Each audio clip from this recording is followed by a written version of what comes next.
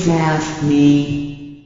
有任何问题可以提出，点击发点。I greatly appreciate you giving me a chance. 感谢你给我个机会。7、9点。This is our first time to be here. 我们初来此地。Language is not easy for us. 语言不通顺。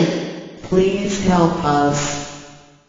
请多帮忙。80点。Thank you for your kindness. 感谢慈悲。81点。All thanks to the Lord. 感谢上天。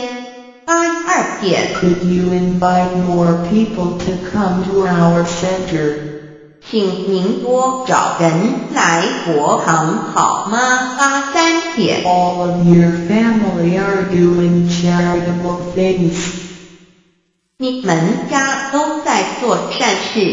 Such people and family will be blessed with happiness and health. 上天会保佑这样的人幸福健康。84点。The Lord will help the people who do charitable things, because they have merits. 上天保佑善人，因为他们有功德。